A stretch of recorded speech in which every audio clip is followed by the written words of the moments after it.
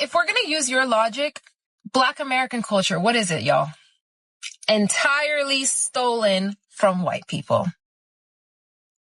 Like I said in another video, Cuban culture is more closely tied to, related to, similar to African culture and Africa than Black American culture is. You guys are far removed from Africa. Your entire culture is white people culture that you've adopted and made your own because that's how culture works. The fact that you could fix your mouth to literally say this proves the point that everybody loves to make when it comes to Latinos. Y'all practice racism and anti-Black racism towards Black Americans all the time. White women, watch this video and I'll be right back. I don't know why, but as a white woman, I love correcting other white women about black hair. I don't know why. Marginalized cultures, like African slaves, don't pass things on to white people. White people steal those things. That's called cultural appropriation. Like this, or this. So I'd like to talk about this absolutely fantastic article I just saw a couple weeks ago about the history of black hairstyles. Now, before I even get into the various African cultures that you seem to be such an expert on, let's talk about African American culture. Growing up, many black women have fond memories of sitting between the legs of mothers and aunties, head tilted to one side as our hair was tightly braided. It's almost a rite of passage, sitting for hours, a sore scalp, the soothing feeling of cool gel running between the neatly parted braids at the end. Considering you don't even know what Bantu knots are, I'm going to go ahead and assume that that's not part of your culture. It is absolutely a major fixture in black cultures. Bantu knots, along with other types of hairstyles, became popular in the 1500s amongst African slaves in South America. A Bantu knot symbolized that a person was heading towards a mountainous area and signaled other slaves to either follow them, help conceal them, or aid them in some other way. Bantu knots, not twisty buns or whatever you call them. Tight braids gathered up in a bun called departes symbolized to other slaves that a slave was about to leave and that their departure was imminent. Cornrows are called cornrows because slaves would often take seeds and kernels of corn or various other crops so that they could take them with them to their new settlement and start crops for their own people once they escaped. Our ancestors would place rice, seeds, and sometimes gold on the scalp between two sections of hair. They did this so that if they were captured and forced to voyage across the Atlantic, they'd at least have a small amount of food for sustenance.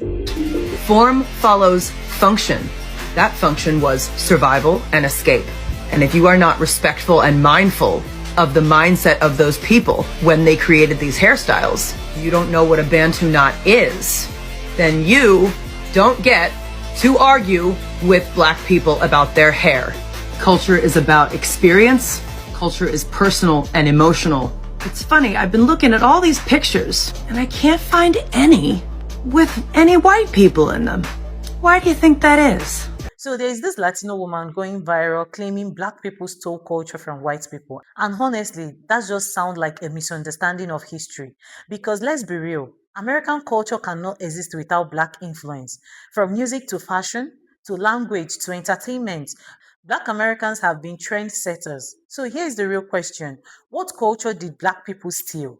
I'm asking. Because what we actually see over time is the opposite. Black creativity being copied, criticized, and profited from without credit. This isn't about attacking anyone. It's about accuracy. Because statements like this don't just stay online. They shape how people see entire community. So yeah, we need to talk about it. My name is Faith. Welcome back to my channel. If this is your first time here, I'm glad you found this channel. Don't forget to like and subscribe and hit that notification bell so you never miss a conversation. As always, credit to all creators whose videos are used in this episode. Disclaimers, this video is strictly for educational purposes. It is not meant to hate or discriminate against anyone. The goal is to discuss real challenges and perspective openly and respectfully. But I'm not even going to do too much talking. I want you to hear exactly what she said and how people reacted to it. Let's see more clips. Kool Herc didn't invent hip-hop. He didn't create the culture. He didn't start the movement. He threw one party in 1973, played a couple of James Brown records back to back, and watched the children of American slavery turn it into a cultural revolution. But those kids weren't Jamaican. They were Negroes. They were foundational Black Americans. descendants of the same people who had already created every genre of music in the United States. We created the spirituals, not as entertainment, but as survival. We created the blues. W.C. Handy formalized it, but it was born in the cotton fields. We created jazz, Buddy Bolden, Jelly Roll Morton, Louis Armstrong, Negro genius from New Orleans. We created gospel, Thomas Dorsey, Mahalia Jackson. We created rock and roll, Sister Rosetta Tharpe, Chuck Berry, Little Richard. We created R&B, soul, funk, disco, house, techno, and hip-hop. Every genre that ever defined this country came from us. So when Kool Herc looped those breakbeats, he wasn't introducing a new culture. He was stepping into a frequency we already controlled. The James Brown records he used? That was FBA funk. And the drummer on those records? Clyde Stubblefield from Chattanooga, Tennessee, the funky drummer. The most sampled rhythm in hip-hop history was laid down by a Negro. Kool Herc didn't create that. He didn't scratch records. FBA pioneers innovated that. He didn't MC. Mel M.L., Cowboy, Kool Moe Dee, and Busy Bee did. He didn't codify the culture. FBA youth on the Bronx blocks did, long before Zulu Nation became branding. And where did the vocal cadence come from? Not from dance hall. It came from the dozens, from street corner rhyming, from toasts like signifying monkey and shine and the Titanic. It came from prison yard bars, from church pulpits, from the rhythmic sermons of preachers and the rhyming hooks of blues singers. And the beat structure? Layered polyrhythms, syncopated, swung, and stacked.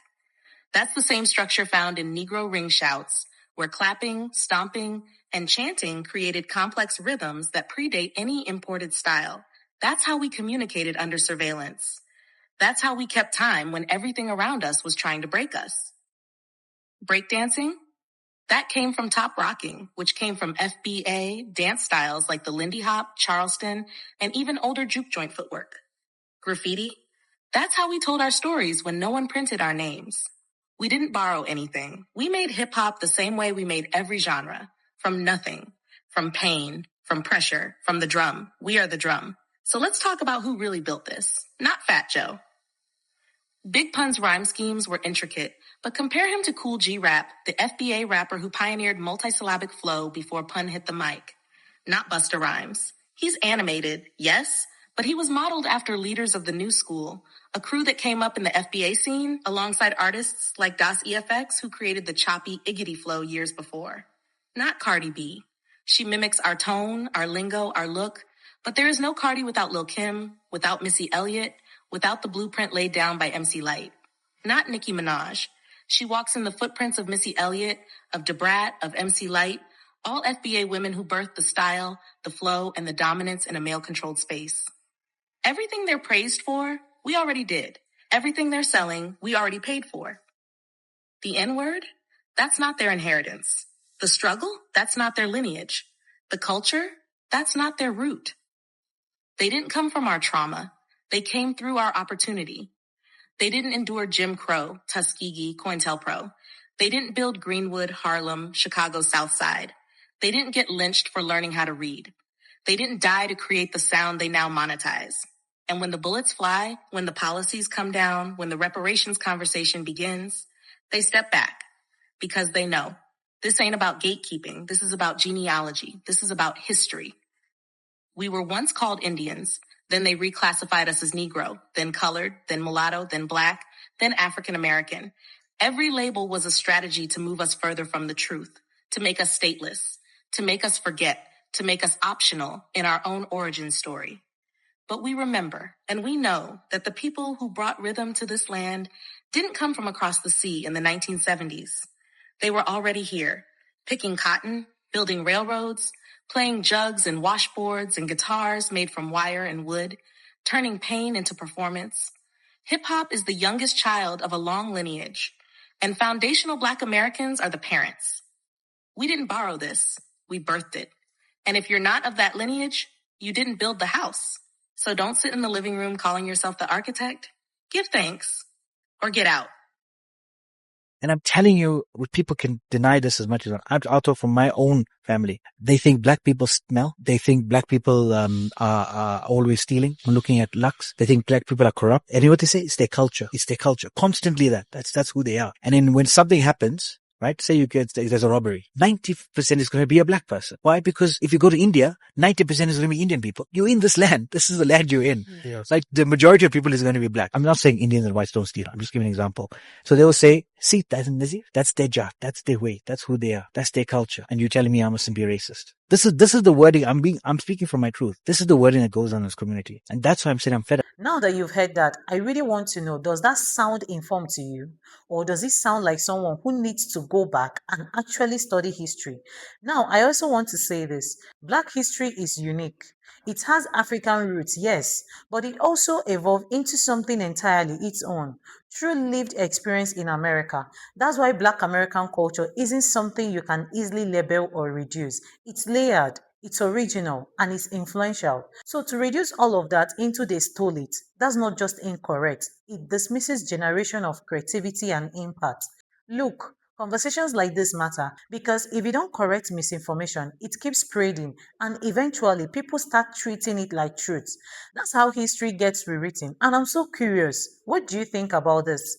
Do you think statements like this come from ignorance or something deeper? Drop your thoughts in the comments below. Let's talk about it. And if you enjoy breakdown like this, don't forget to like, subscribe, and share this video to someone who needs to hear this. See you in my next episode.